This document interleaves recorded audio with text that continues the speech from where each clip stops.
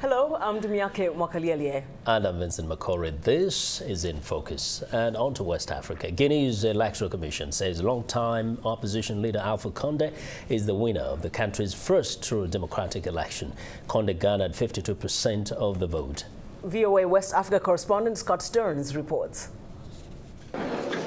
After more than a week of waiting, voters in Guinea finally heard Electoral Commission President Sékou Toumani Sangaré announce a winner in this vote.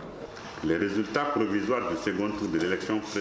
provisional results for the second tour of the presidential elections from November 7th, according to the votes received per candidate, are the following.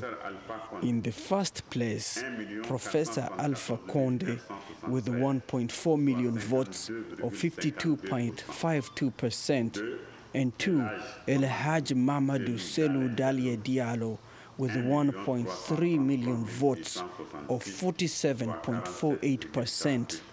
Conde supporters celebrated long into the night, their candidate having come back after trailing Mr. Jallow in every previous provisional result, slowly tightening this race from 100,000 votes to 50,000 votes to fewer than 24,000 votes before finally finishing ahead. Conde campaign director Karidi Bangura congratulated all voters for taking part in the country's first truly democratic election.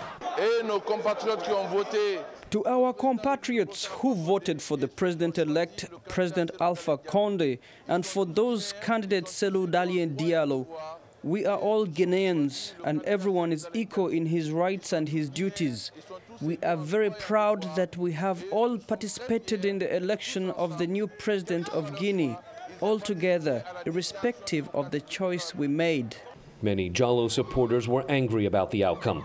Earlier Monday, when the results were widely known but had not been officially announced, Jallow supporters burned tires and threw stones at riot police just west of Conakry's Hamdallah Mosque.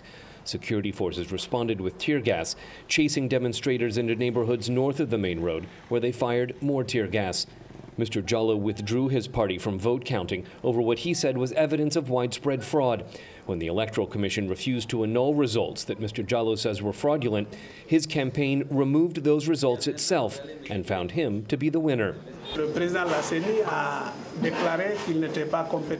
The president of the Electoral Commission declared that it wasn't in his power to cancel votes in these polling stations. We think he doesn't want to respect 162 of the Electoral Code, which would allow him to correct the errors in the results. Guinea's Supreme Court now has 8 days to certify these results and officially make Mr. Conde the country's president-elect.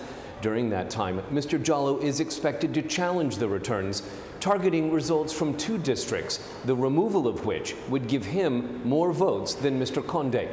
Scott Stearns, VOA News, Conakry.